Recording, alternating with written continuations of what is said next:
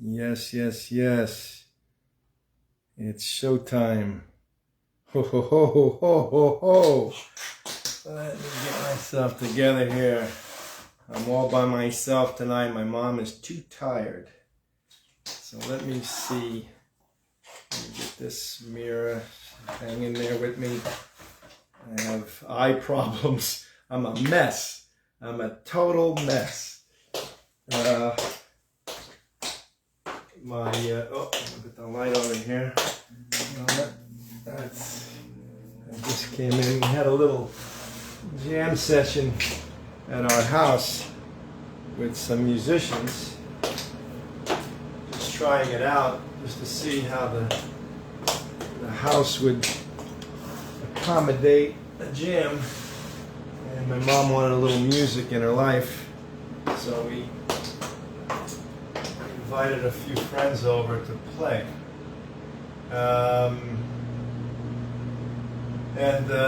I got this thing in my eye. Came out of a hot rehearsal studio, and I started seeing a floater. It's coming from this eye. I don't see it from this eye. And I got, when I go outside, I see a flash of light come from the right-hand side. I don't know what it is. They told me, the ophthalmologist said it's a gel that's separating from my retina. They have all kinds of ideas. I have to figure out my own body. It's rough. All right. Anybody there? Okay. Where am I here? So I got to go to a retinal specialist to confirm what the ophthalmologist said. And I hope I'm not losing my sight. I know of people that have this, and it's maybe bad for them. It was worse, and they had to do a surgery. And I hope Hashem is helping me. Please, Hashem, I don't want to do anything to my eyes, please. I need my eyes to study Torah so I can help people, especially myself. So, and he upped my prescription, but this isn't the upped one. This is still the old one. But I want to try to read this. Let me get a harpsichord. I want to do this this Bach two-part invention. I happened to see Glenn Gould on TV playing. It was on YouTube. Somebody was commenting on Glenn Gould, and they didn't particularly care for his approach to the Bach. And then someone made a recommendation, the host made a recommendation, you should check out this other Bach piece that he played, and it sounded very beautiful. And I just heard a little bit of it. I'd like to hear it myself. But I was once impressed by how fast Glenn Gould played some of these Bach things, but I'm going to try this. I might stumble and fall through it, but bear with me. I just like the piece. I want to practice it, so maybe with the pressure of being in the hot seat, you'll force me to get it together. I used to play it. I worked on it with my teacher, Sanford Gold, and I don't think I played it with Rosalina Saxtein. She also was a teacher of mine for a semester or two, I don't remember. But he passed away, she passed away. My jazz teacher passed away, Vince Maggio, who studied with Oscar Peterson and lived with Bill Evans and taught us, all the students, all that information. Anyway, I want to try this because this is really nice. Let me see if I can play.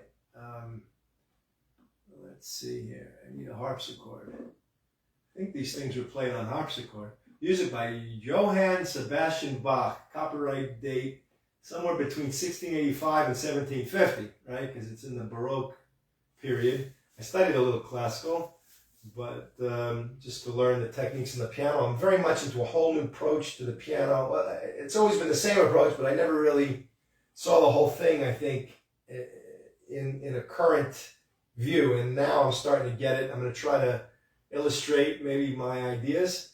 Let me see if I can... Where is the harpsichord?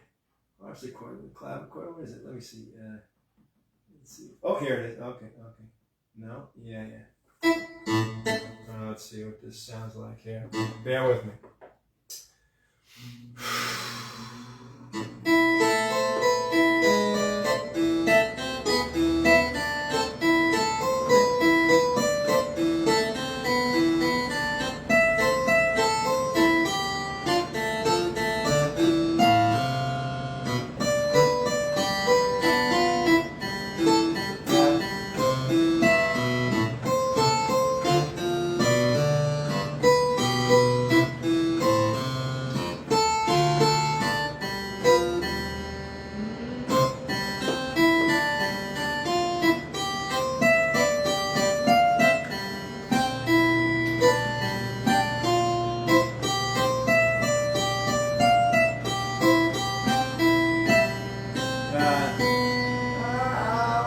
Okay, where are we?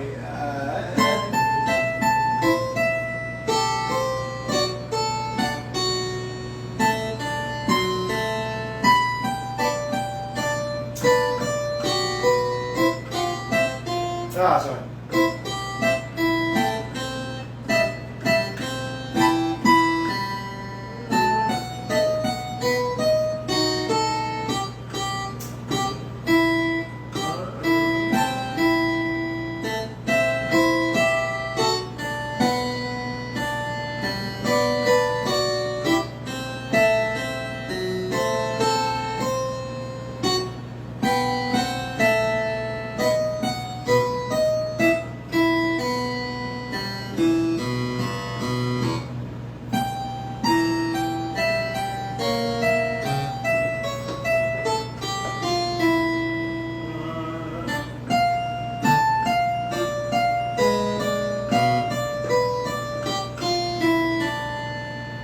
Sorry.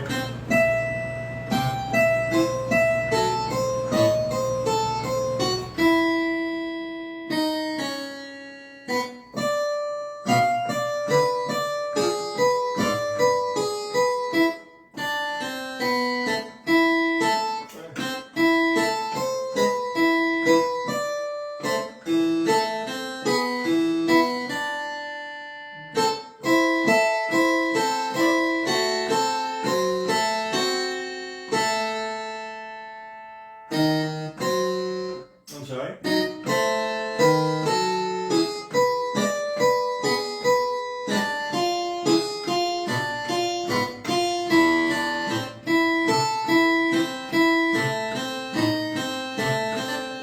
No, boy.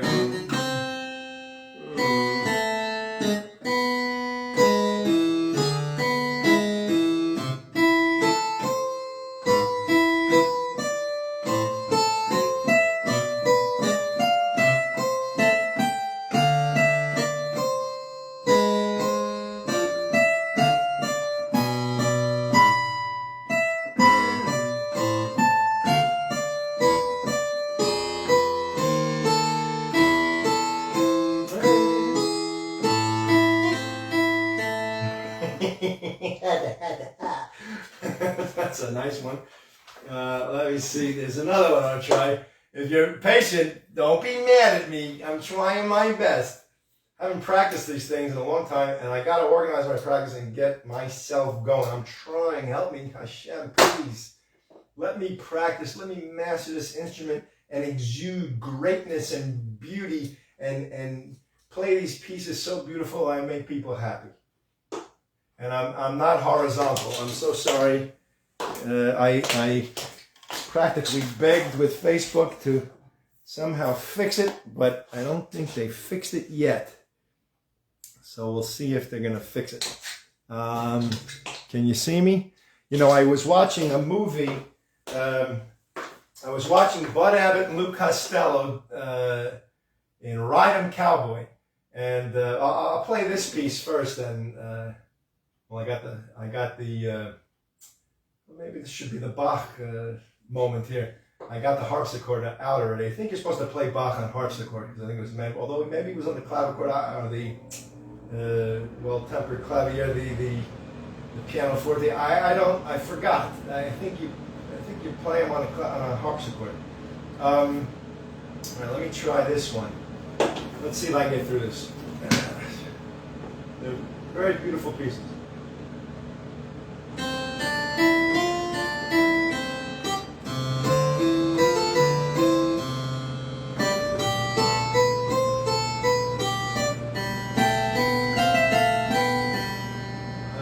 not going to get through this. Yeah, I'm too tired. All right, forget it. Forget this one.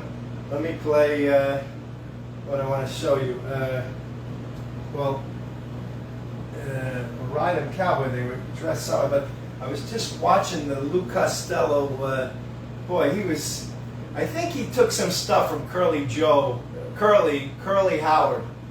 They were both around, was checking the years to see where they were, and Curly came a little earlier than Lou Costello. I think Lou Costello used to watch Curly probably because he's got a lot of the same little manner.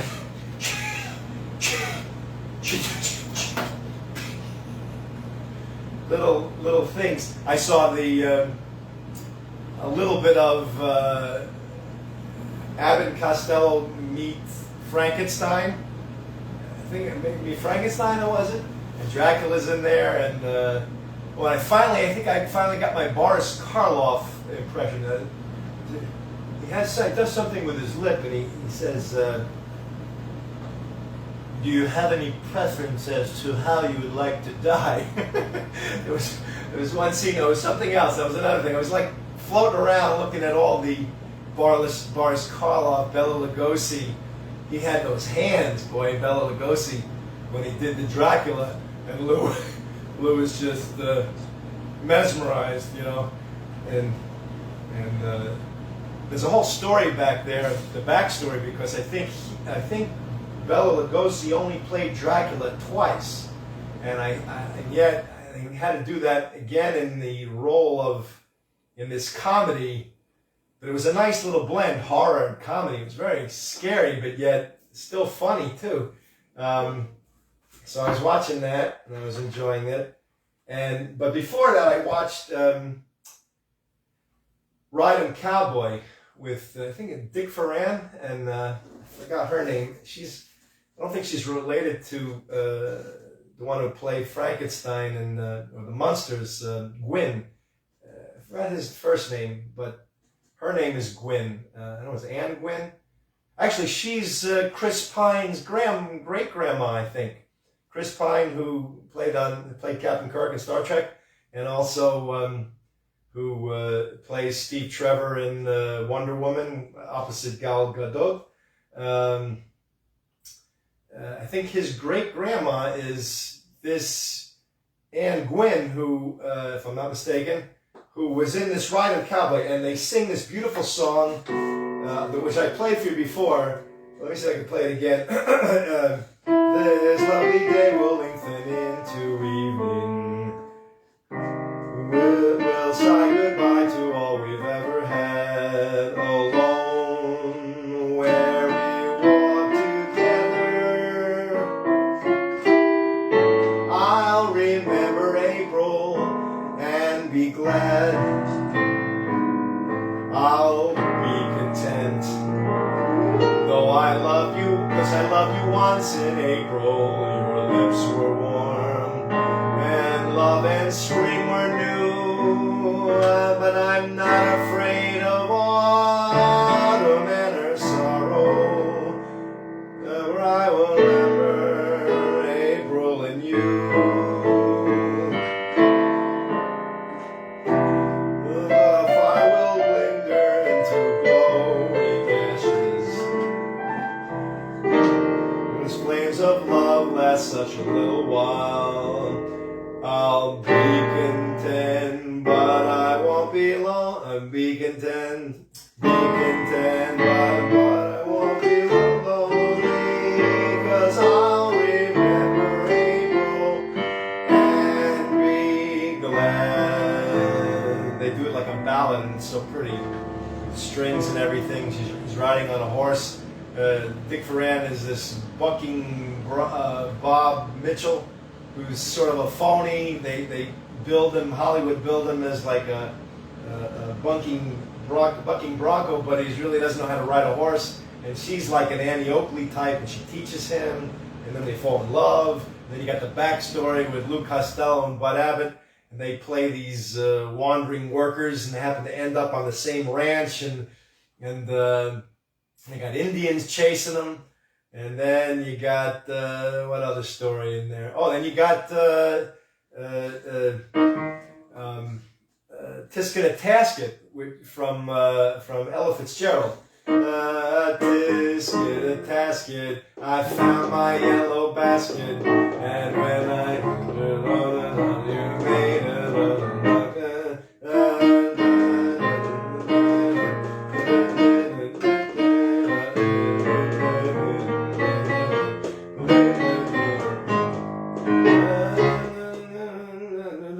how it goes. All right, but and I think Ella Fitzgerald sang another song, which came from another Abbott and Costello movie that I've learned to play.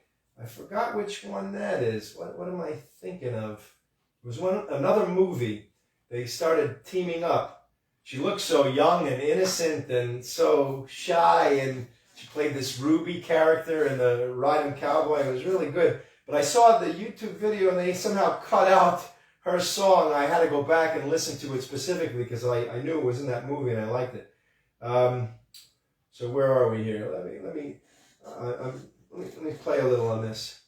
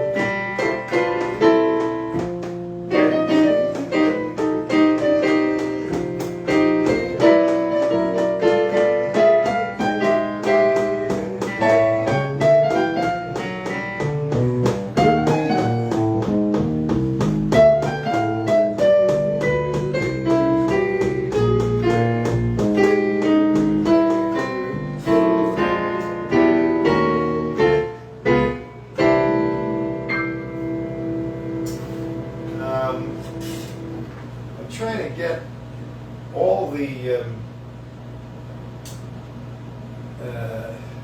possible vocabulary of this instrument under my fingers so that I could play anything, anywhere, anytime, no matter what's in my head. So there's, you could play single note lines.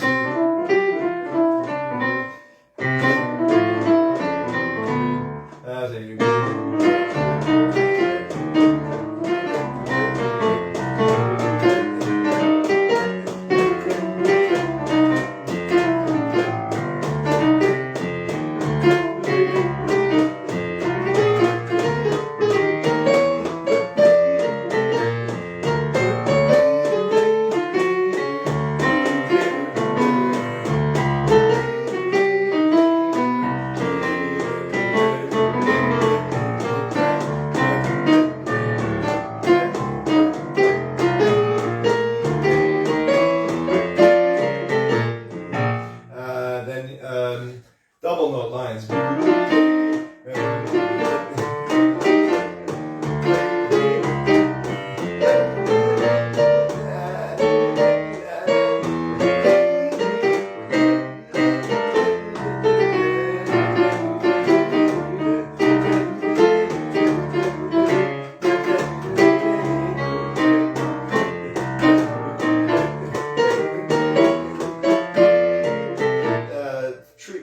Three notes.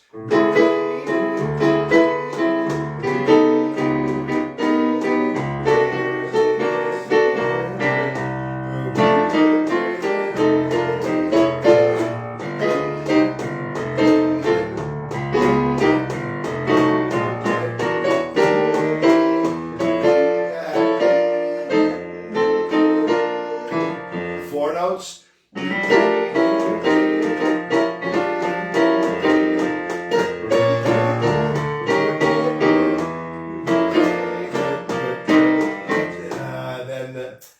I was trying to get these octaves. Then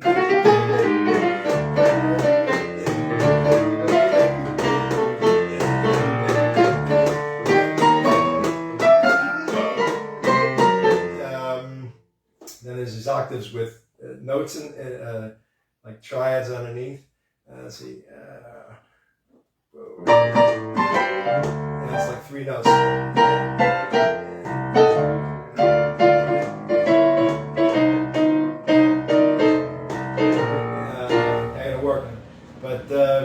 And they get in both hands able to do that. You see there's a couple of pianists out there that I know have really mastered that, and I'm watching them with awe, and they're inspirational, and I want to try to get it together. But time is very important. I got to finish this tour. I got 12 more seconds. I finished Gittin. Now I'm on Nidarim, and it's about neders, I think, vows. Neder, Nidarim. I just started it. So I got 12 more seconds. Let's see. Let's see if I could do. There's no greater love than what I feel for you. No greater love, no heart so true. I think that's right.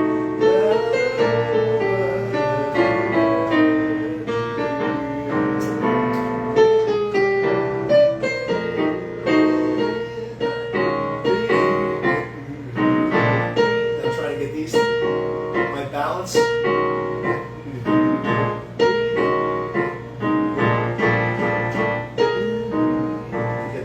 it lower than the melody. That's going to give me a firm foundation in artistry, because then I'll have my balance.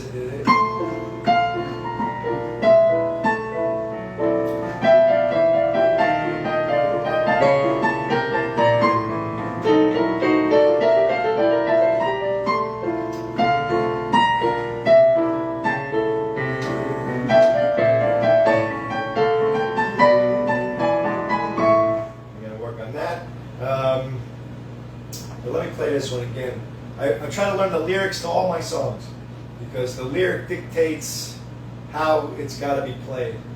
And I really feel strongly to all you, my fellow musicians out there, play the lyric.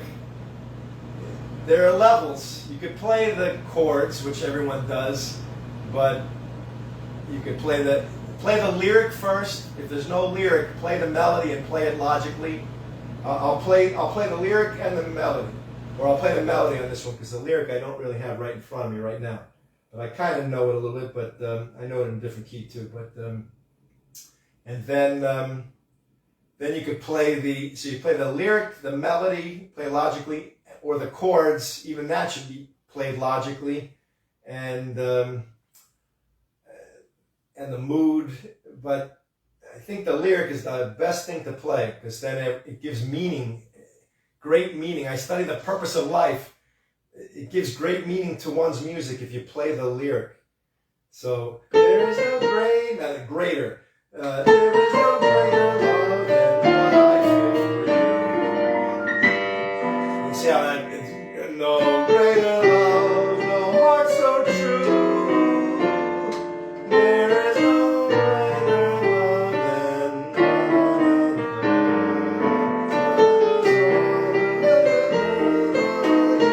than I pick bigger chords because it's greater, right?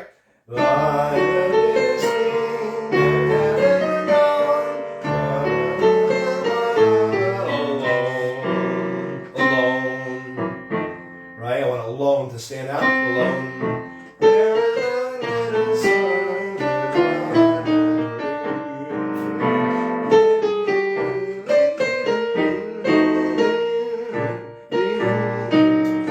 If you don't play the lyric, then people end up rambling aimlessly, and it gives jazz a bad name. And that's why jazz. I heard Herbie Hancock on a YouTube video, like an interview, and they asked him how come jazz is not so popular. I don't think he gave the right answer. I didn't like the answer he gave, but some of it was right, I guess, that people are into the theatrics of things, and maybe like a Lady Gaga type of, they'd rather have that showmanship or whatever. But if you play the lyric, it has meaning. It brings a listener in. You can't. If I accompany a singer or myself, if I know the lyric, the listener's waiting to see what's the accompanist going to do to help convey the message of that lyric. That's what's intriguing about it, not that you fill space. I used to hate when leaders would tell me, just go out there and noodle a little bit. I don't noodle. I play meaningfully. I try to know the lyrics and play meaningfully.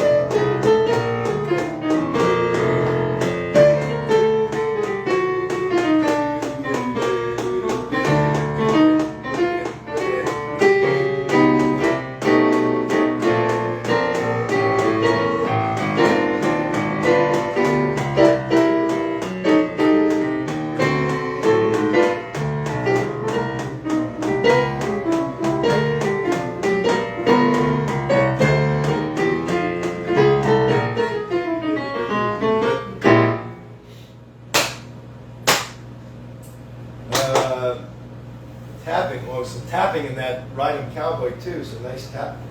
Some guys came out, boy, they really used to cram stuff into those movies there, make them so interesting and whatnot. But I liked Abbott Costello. I didn't know Abbott had he had epilepsy. and he had seizures.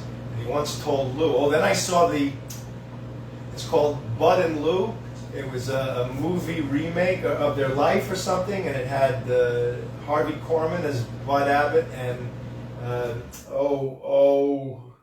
one of my favorites there. What's his name? Talks like this. I can't believe. Let me get it. But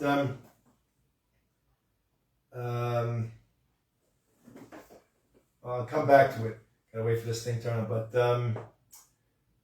so they were telling the story of Bud Abbott and Lou Costello, and I think either Lou's partner couldn't make it once, and Bud filled in, or vice versa, and they hit it off, and they were like a great straight man with a great comedy guy, and they put it together, and it was just such a nice pair. I wish I could do such a thing with my brother or something like that one of these days. He writes certain comedy things, and I'm working on stuff. If we could put that together, it would be very nice. But then they had a little spat. I think Bud Abbott hired Lou Costello's maid or something, and Lou didn't like it, and they didn't talk to each other for a long time. And then they had another spat that what Errol Flynn, I think, caused, because he did something with a film and kind of embarrassed Lou, and then he wouldn't talk to Abbott anymore. So that caused the end of that whole. But they stayed together because they were on contract with the studio, but they were in separate scenes, I guess, or something. They didn't want to talk to. I don't know how they worked it out, but I guess they were trying to be good workers and get the job done, even though they didn't like each other at the end. But in the beginning, they liked each other. Let me see. What's his name?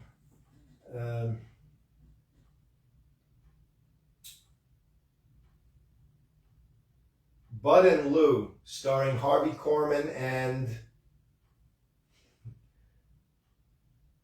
Bud and Lou, starring Harvey Korman and... Who? Oh, not working. Okay. Let me see if it comes up.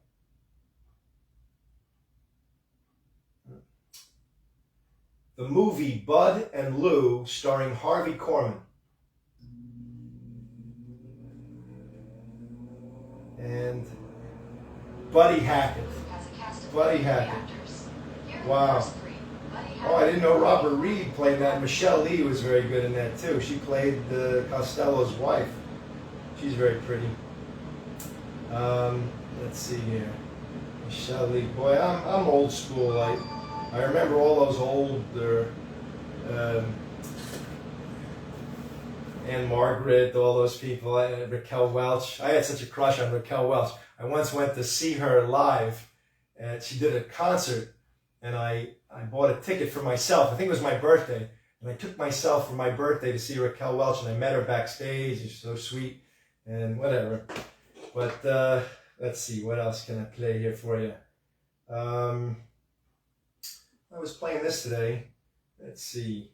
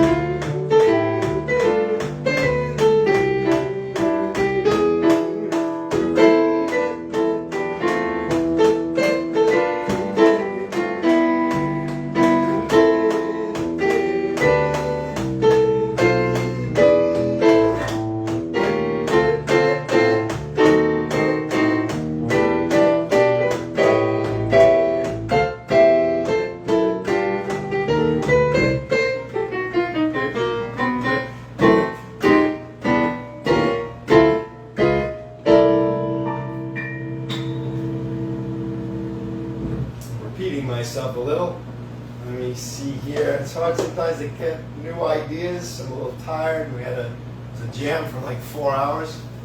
And a lot of things came to mind. Oh, I got my new puppets. All my puppets came in from out of town. I wanted to show you when my mom's here, but you know what I want to do? I want to show you the puppets before I give them clothes. Not that they're naked or anything, but I just want you to see how, and I'm giving them personalities and everything. I got to come out. This one here is,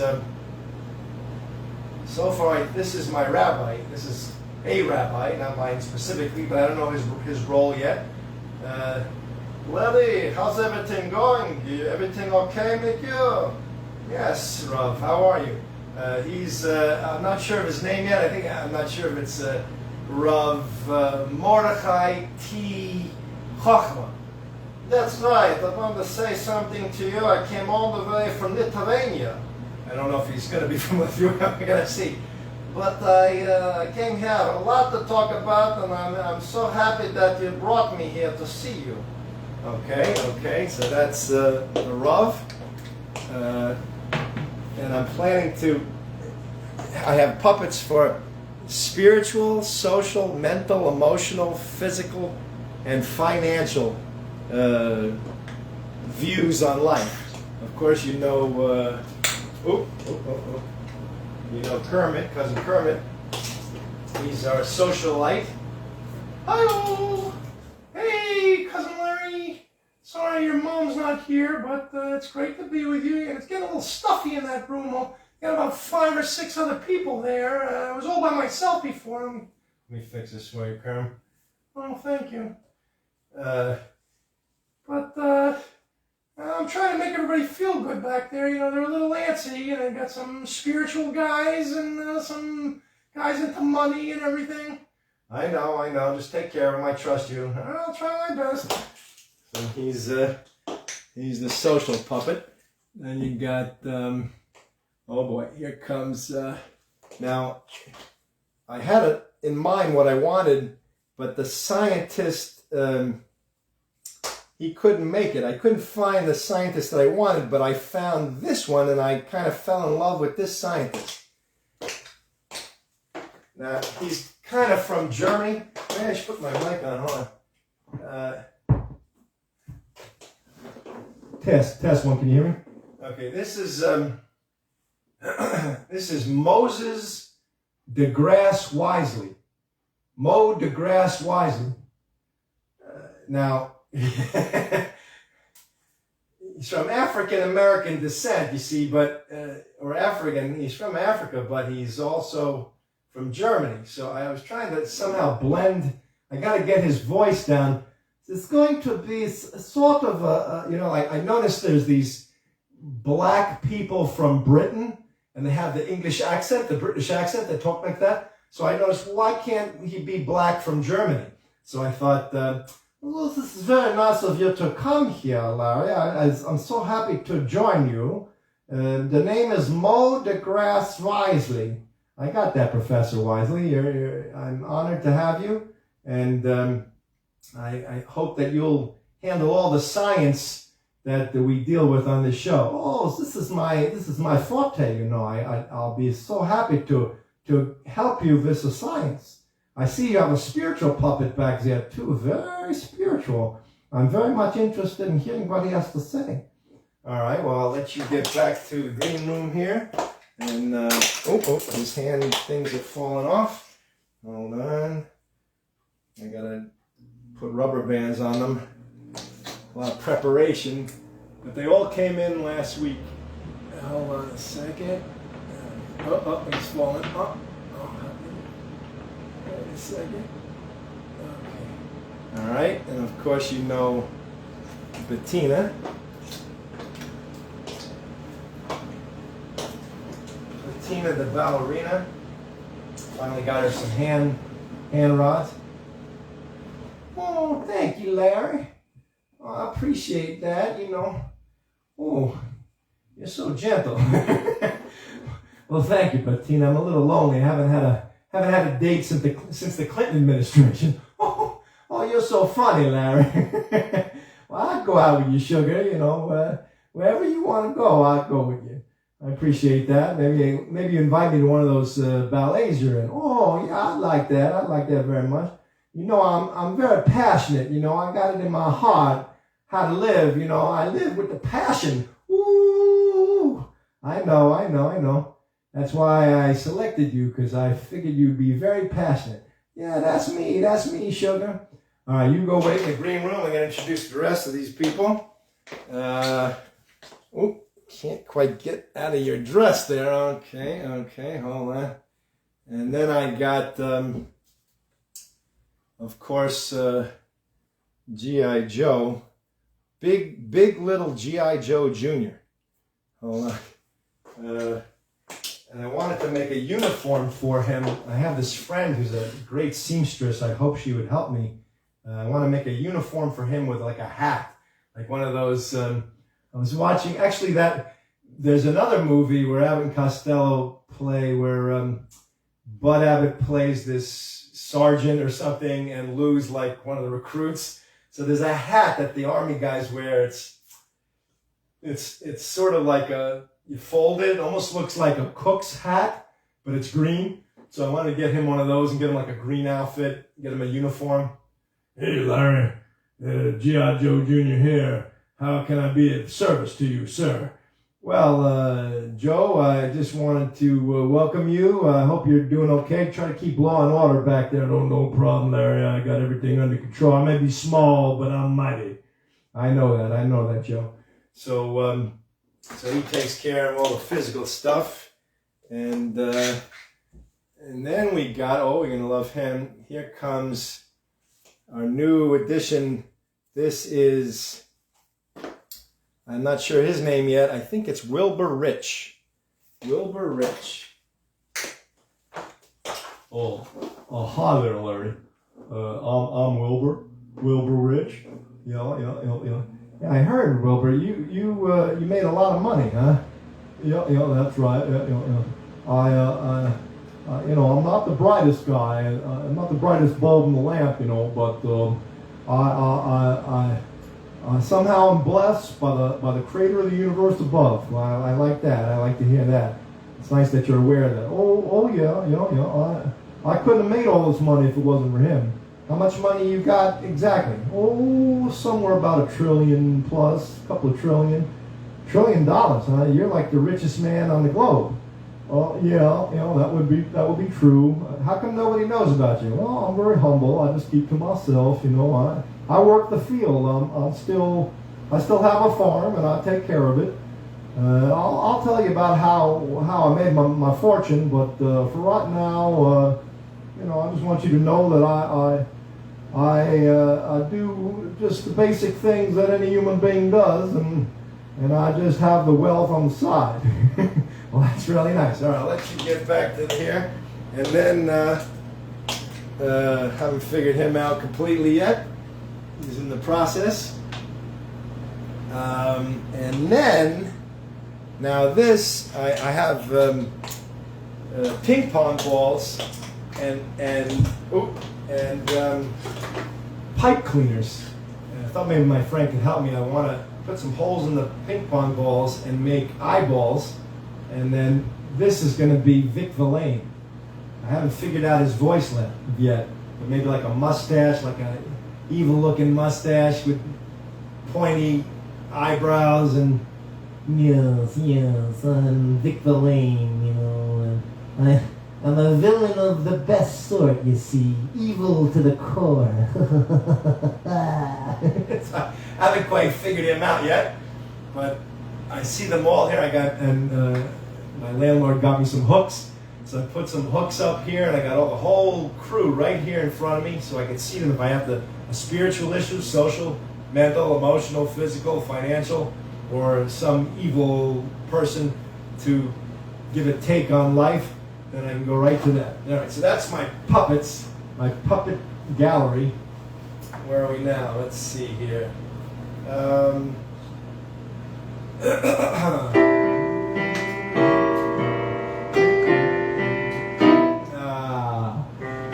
It's only a paper moon hanging over a cardboard scene. But it would be make-believe if you believed in me. Yes, it's only a canvas sky hanging over a muslin tree. But it would be make-believe if you believed in me. Without your love, it's a honky-tonk parade. Without your love, it's a melody played in penny arcade. It's a Barnum and Bailey world, just as phony as it can be. But it would be make-believe if you believed in me.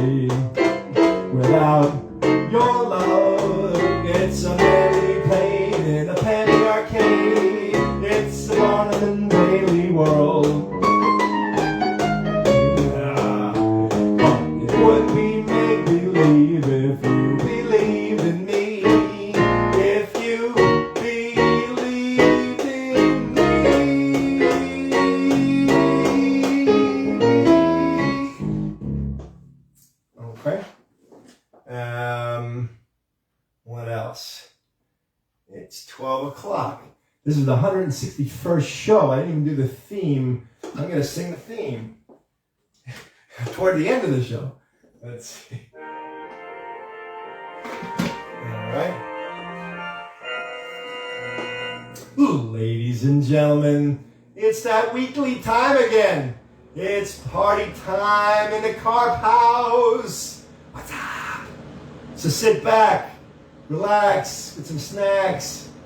I had a piece of pizza before with fake cheese and vegetables, and a little wine, a little wine. So not that I'm floating or anything, but I'm okay. Where are we? So I hope you're sitting back with some snacks. Get ready for a whole lot of fun and excitement with the Karp Family Show, number 161. I'm by myself. My mom's probably sleeping by now. And I just came in here to hopefully entertain you and keep you in good spirits. I know the world's going through a lot of stuff. Just hang in there. Don't give up hope. Don't give up hope. We have one life. We got to sort this thing out. We don't understand a lot of stuff. We got to get clarity.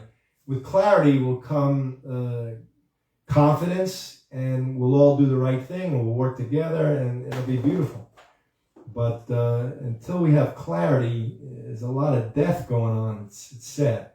So I don't know what to tell you. I try my best to put it on the next show. On the Tuesday show, I put the truth out there. I study with a Rav, a posek, an authority on Torah, and I've learned the purpose of life, believe it or not. In this generation, nobody knows the purpose of life. And I know the purpose of life, so I put it out on that Tuesday night show, the Truth Seeker show. And I'm trying to give clarity so that we can all work together. I hope you guys will take it to heart and listen to it. But here we're just relaxing and letting loose some steam and trying to see the beauty in life and smiling and trying to have joy and being able to go to sleep and get a good night's rest, because a lot of people going through turmoil. It's hard for them to sleep. And we're all going through the turmoil with them. We're sharing it, and it's hard. It's very hard to sleep. I find it very hard to sleep. So I try to, somehow I got to watch those Bud Abbott things, Luke Costello. Takes my mind off a little bit because I got to sleep so that I can be energized to deal with all the challenges the next day. What else? Let's see here. Is there anything you want to hear? I don't know. I feel kind of like maybe I don't know. I don't know if I want to play my Billy Joel medley. I'm a little tired, but let me see if there's something else I can play. I love his hat. That Abbott used to wear that fedora. He's got like a fedora hat. I don't have any fedoras here. I gotta get a fedora.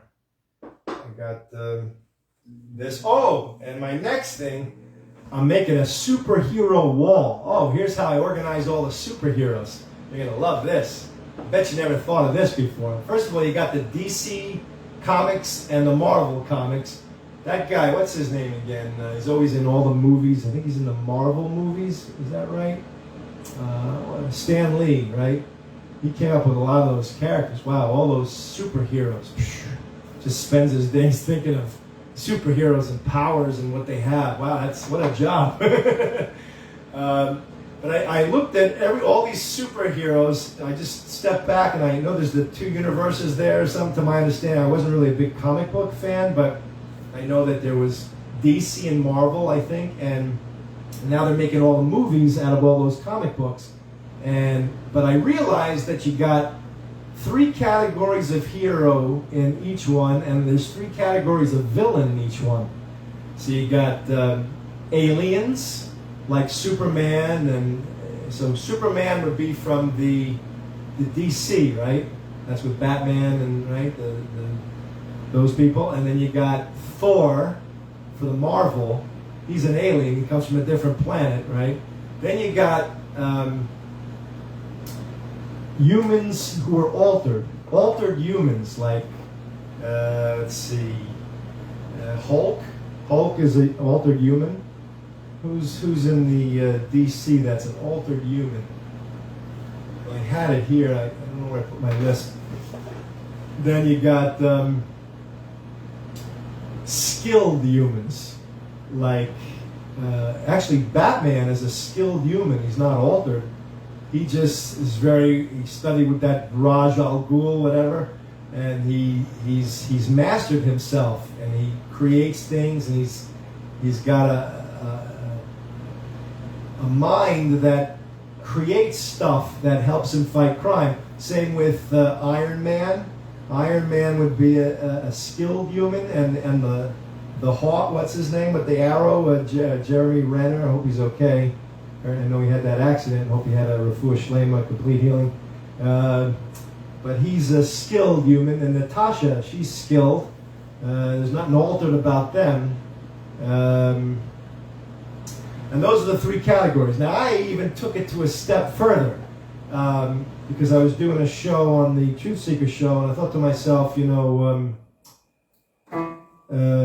these aliens that live on other planets, how are we going to deal with them? And I think it's quite simply, if we would just fulfill the purpose of life, if we fulfill our obligations to our Creator, we can evoke certain gifts from Him, and we would be able to do telekinesis and teleportation and telepathy and all these things rather than just a telephone, right? All the high-level tele stuff.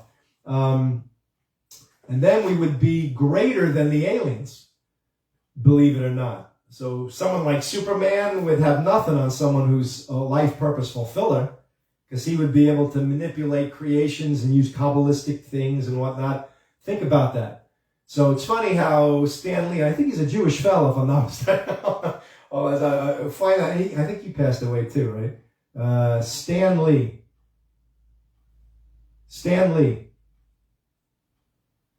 No. Let me write that again. Hold on. Stan Lee. I would think he probably was raised, if he was Jewish, he probably was raised with awareness of Kabbalah and everything. It's funny how he never put in there someone who fulfills the purpose of life who would be greater than Superman and Thor. Right? Never thought of that, I bet. So that's how I look here. I don't see, it doesn't say what he is. Let me see. Maybe, right? Let me see if I can get the thing out. No, it's not coming out. Personal life. Doesn't say. I'm looking, maybe I'm not seeing it. All right, whatever. Try not to hate the Jewish people, you Gentiles. You're barking up the wrong tree. You don't know what you're doing. You're creating a problem in the world. Don't be anti-Semitic. It's not going to get you anywhere. I've explained it so many times. I don't know. I look at it on TV, and my people, they don't quite know how to explain it to you. I think why you shouldn't be anti-Semitic. So you got like these non-religious Israelis who are escaping, who are battling with Gentiles who hate them, and it's not good. You're not getting it. You're not understanding life properly. But we'll get to that on the other show. Let me play something else. Where are we here? Let's do this one.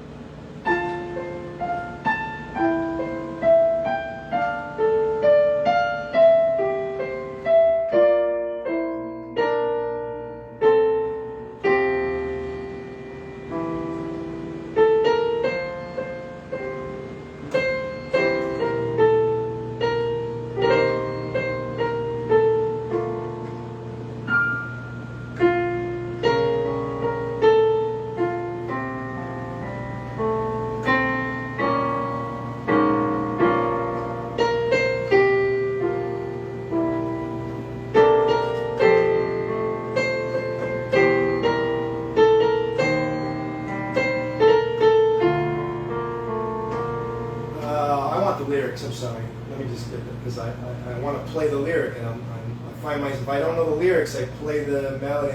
It's not good for this song. If lyrics. If lyrics by Bread. Okay, here we go. Now, maybe I should sing it. If a picture paints 1,000 words, then why can't I paint you? That's painting. The words will never show. It's too low. Let's see. If a picture paints 1,000 words, then why can't I paint you? The words will never show the you I've come to know. If a face could launch 1,000 ships, then where am I to go? It's like Lost, don't know where you're going. There's no one home but you. I just don't play. I mean every note I play. You're all that's left me to. And when my love for life is running dry, you come and pour yourself on me. If a man, sad now, man could be bringing the strings, could be two places. At one time I'd be with you. Try to be in two places, right? Tomorrow and today. Try to sing it a little differently, see what's interesting. Beside you all the way. If the world, now I want to revolve. If the world could stop revolving, spinning slowly down to die, I'd spend the end with you. When someone's playing behind the singer, don't just fill in the space with stupid stuff that has nothing to do with the melody and the lyric. Listen to the lyric and the melody and play the lyric. Use imagery to see how that engages the mind. They don't know what's got. That's the arranger. The one who wrote this, the arrangement, would put this in, and you don't know why it's there, right? And then you hear the lyric, it makes sense. If a man, where are we? If the world could stop, I get it out of my range because I'm over. If the world could the world is not, I want to put it up here where it's higher and it's out of the way of the melody. If the world could stop revolving, and it stops, spinning slowly down to die, and I meet myself, the lyric and the melody, and I'd spend the end with you. And when the world is through, then one by one, the stars would all go out. I want to be big here because it's coming to the end of the song. All the stars are going out. As the stars would all go out, then you and I would simply fly away.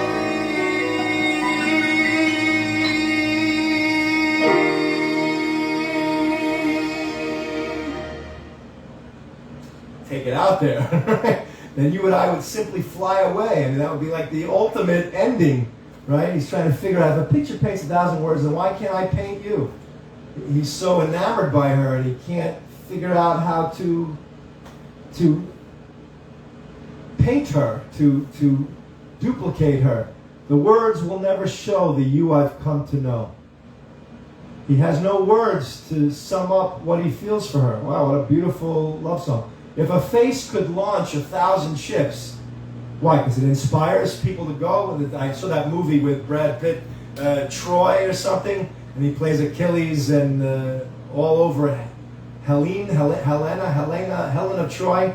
That whole war started over one woman, because one guy, Orlando Bloom's character, he wanted the wife of the other, he took her. That's not nice, but a whole war started because of that. And war is not good. It's murder. It's just a lot of murder. So where are we? If a face could launch 1,000 ships, if a face could launch 1,000 ships, then where am I to go? What does that mean? If a face could launch 1,000 ships, then where am I to go? I have to, because you've inspired me and I got to go somewhere because you're launching ships with your beauty or your inspiration, you're a muse. Then where am I to go? I got nowhere to go. There's no one home but you. You're all that's left me to. You're all that's left me to. You are all that's left me to. I was talking to some musicians. There's some lyrics that I don't like. They don't make sense. One of my friends is from Britain, and he, what was he saying? There was one lyric there. We were talking about British songwriters.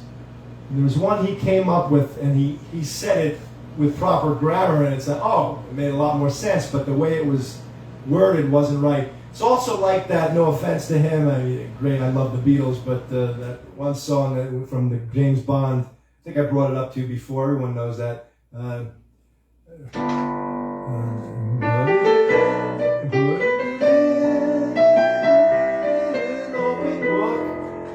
used to say, live and let live, yeah.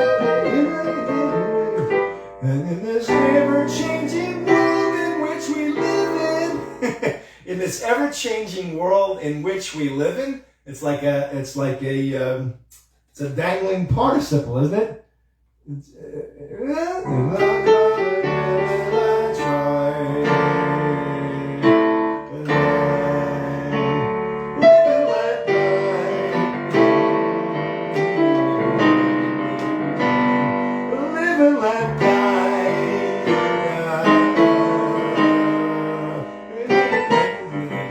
This is nice.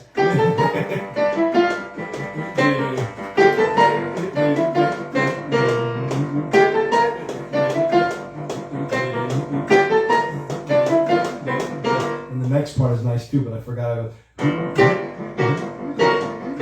It's one of those little things by tonal thing. All right, so where were we here? You're all that's left me too. And when my love for life is running dry, you come and pour yourself on me. Wow, it makes him feel better. She gives herself to him and calms him down, and he feels better about life. Life is tough. Life is tough. It's hard not to have a helpmate. Very, very lonely. If you got a Shem, I guess that's just focus on him, because he gets me through. If I focus on doing what I got to do for him, I don't get lonely. It's only when I get tired and I'm tired of serving him, where is my helpmate? It gets a little rough. If a man could be two places at one time, I'd be with you. If a man could be in two places at one time, I would be with you tomorrow and today, beside you all the way. A little tricky lyric there. I don't know if I like that. If the world should stop revolving, spinning slowly down to die, I'd spend the end with you. And when the world was through, then one by one the stars would all go out, and then you and I would simply fly away. Wow. That's beautiful. Mostly Bread. I don't know what other songs are by Bread. Let me see here. What other famous songs are there by Bread? Songs frequently mentioned on the web include It Don't Matter to Me, The Guitar Man, Diary, and others. If's there. Look what you've done. You know, I heard the other day, oh, it's magic. How's it? Oh,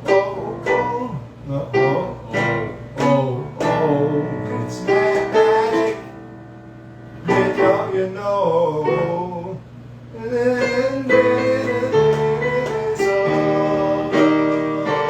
That's a nice little. Oh, it's magic.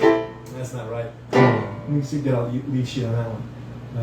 Oh, it's magic. Lead sheet. Oh, no. Oh, it's magic. Lead sheet. You don't put in the. Write it right. Hold on. Lead. Oh, it's magic. Sheet music. Okay, that works. Let's see where we go. I like the chords on this one.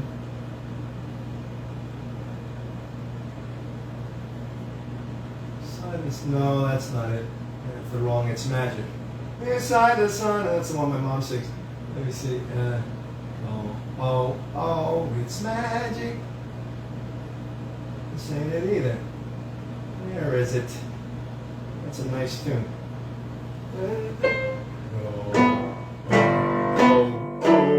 It's magic. Yeah, you know.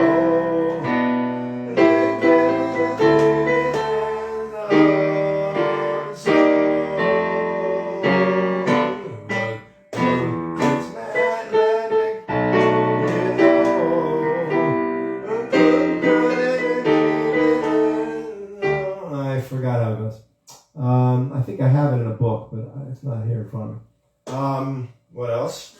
How we doing? You still with me? You're bored? I hope I'm not boring you.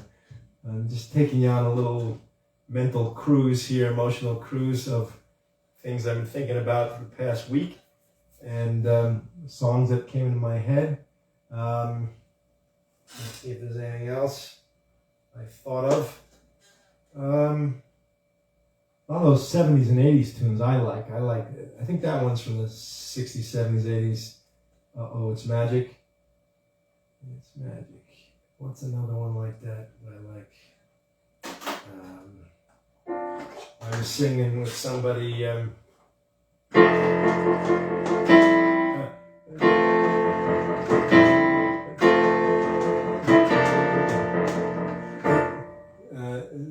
How'd it go?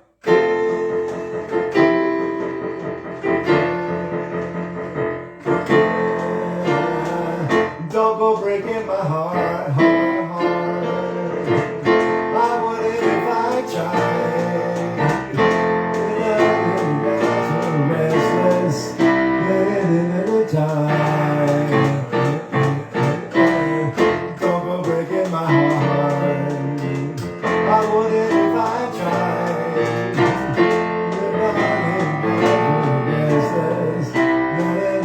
Nobody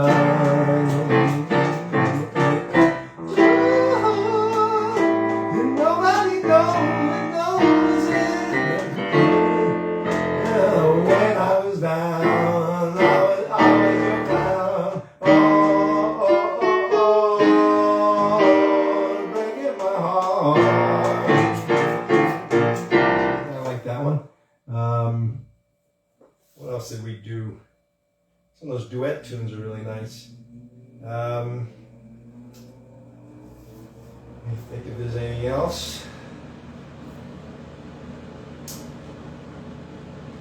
You can set a mood.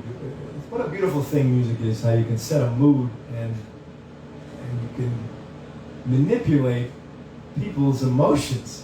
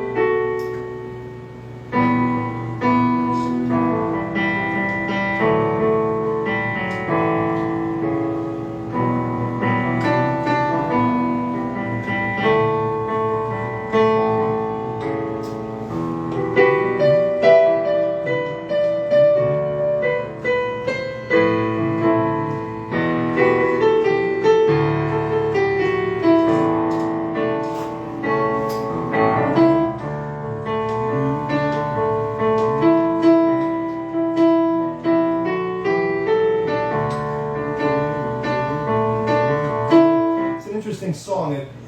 The key is really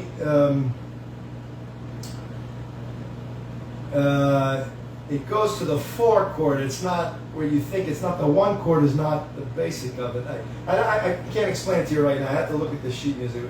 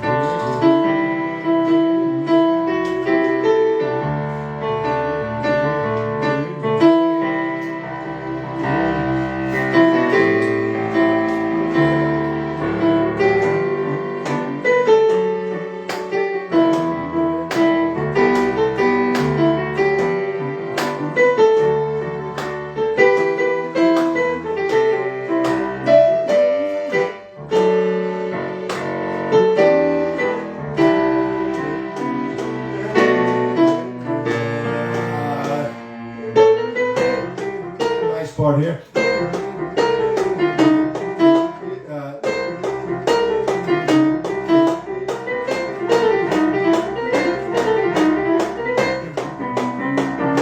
It doubles. It plays it once one way, and then logically, it's in music. You could either add, repeat, add, or delete. And what we're doing here is we're adding subdivisions and making it twice as fast.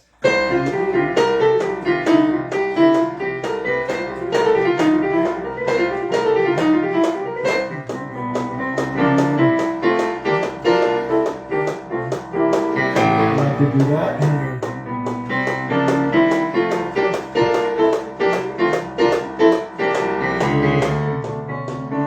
motion in here. You can bring ups and lows and highs.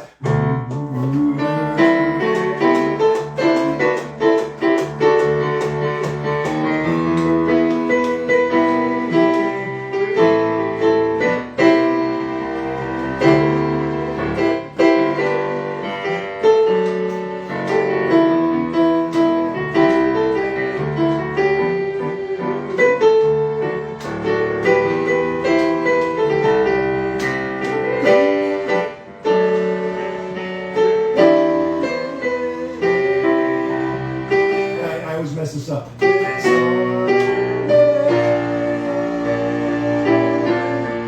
could do a little bitonal stuff there.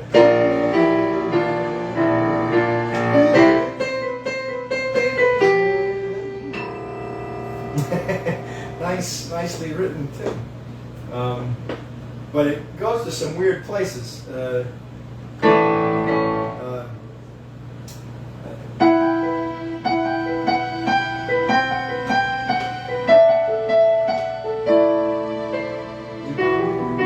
It's an E minor.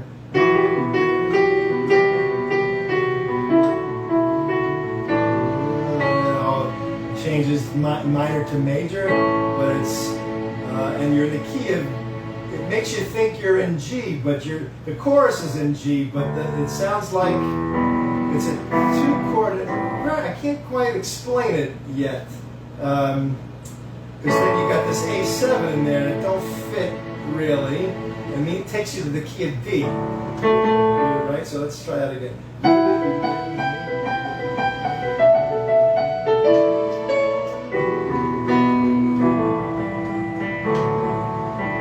Right here. So he wants to go to, you go, or here. And it goes to E minor, so it shows you that you're in G and the chorus is in G.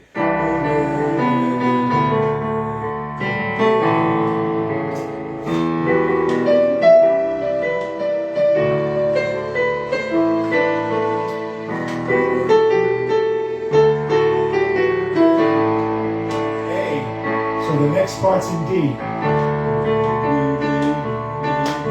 then goes to C. So it's like you're going to the 5 chord of the G, and then the 4 is inside G, so that makes sense, but the dominant is leading you to D. And then the next part, like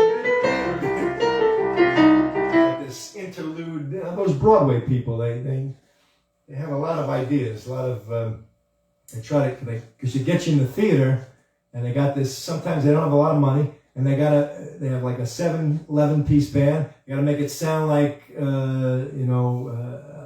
huge orchestra, because you're paying big bucks, and they want to give you the whole kit and caboodle, a lot of climaxing, and they want you to walk away going, wow. Of course, this was for this animated show, I know, but I think the writers are, I don't know if they're Broadway people. I think they are Broadway people, or have some. They got Broadway people doing it, but so they must have some connection. But the way they write it, they're trying to make it big.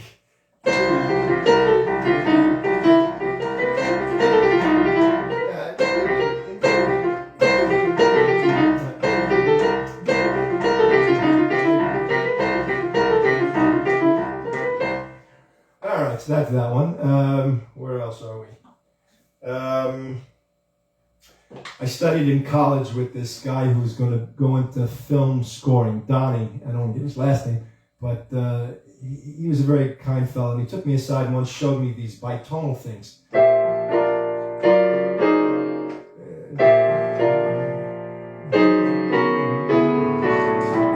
I use it in Over the Rainbow, but I go the opposite way. I say,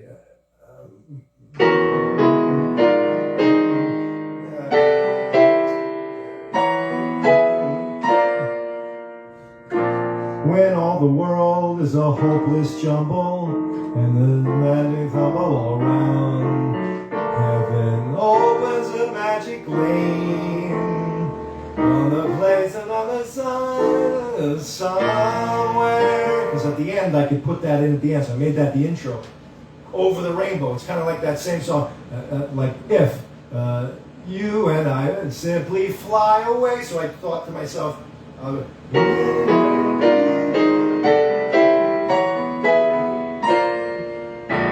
then she sings the when all the world is a hopeless jumble and the tumble around, heaven opens a magic lane, the sun, somewhere. And you sing also, there over the rainbow.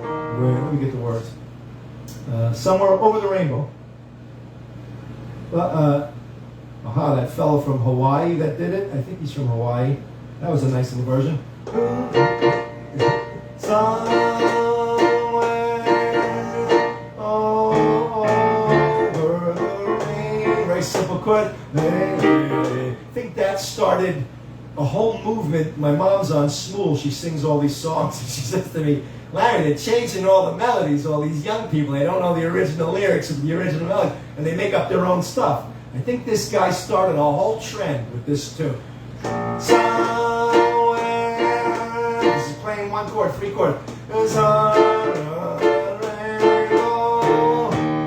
way up high. There's a land that I heard. And his way of doing it is very nice. Let me see if I can give you a little of it. It's like a musicology course here, you know. Let me see if I got it. I used to wake up 8 o'clock in the morning for the theory, music theory. I'm giving it to you late at night. One more tune or something, then we'll go. Let me see. Let's see what he does here. Oh, how come the volume goes down? Come on.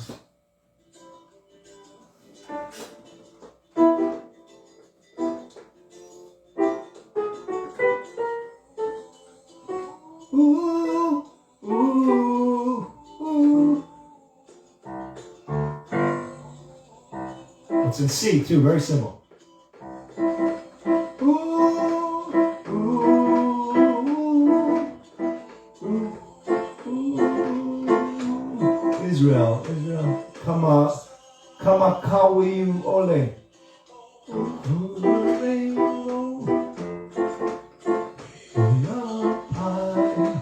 Nice. Got a nice voice. I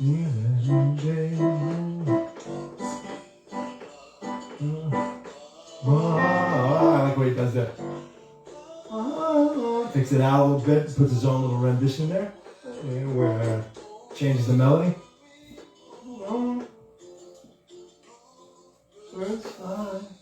Wow.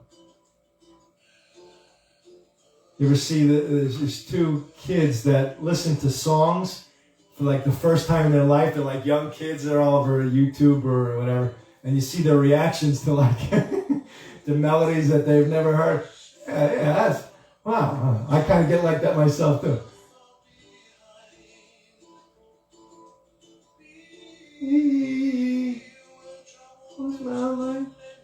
You should lose a little weight though. It's a little too heavy. And bad for the heart.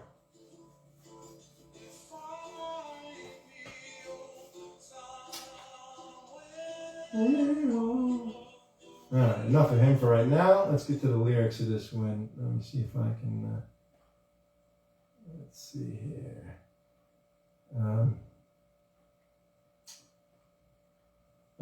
Over the Rainbow lyrics.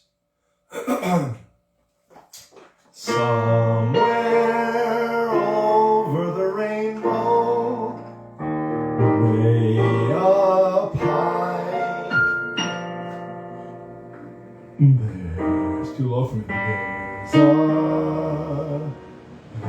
a land that I've heard of once in a lullaby. Lullaby there. Somewhere over the rainbow, skies are blue, and the the dreams that you dare to dream. Dream music, love the dream stuff, really do come true. Someday I'll wish upon a star and wake up where the clouds are far behind me, where troubles melt like lemon drops away above the chimney tops. Goes down, goes up. Nice little change of what is it? Somewhere. Someday I'll wish upon a star and wake up with a cloud above behind me. Oh, way above the chimney tops. That's not right. But where trouble melt like lemon drops, away above the chimney tops. That's where you'll find me. Interesting intervals. It ends on a 9. Maybe somewhere over the rainbow, bluebirds fly. It's a good place to put scales and thirds. I'll say, where are we? So over the bluebirds fly, birds fly over the rainbow. Why? Then oh, why can't I? We all wish we could fly. If happy little bluebirds fly beyond the rainbow, why, oh, why, sorry, bad chord. Why, oh, why can't I? Here's where I put the ending, where can I?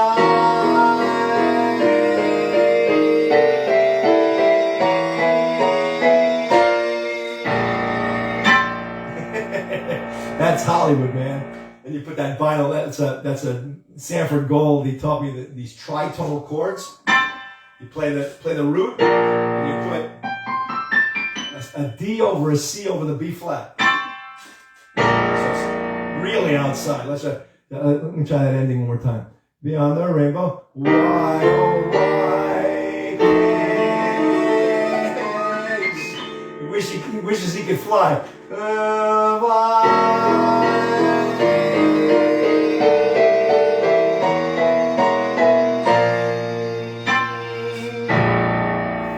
And that's a hit right there. That's how you make an arrangement. So it makes people go, wow.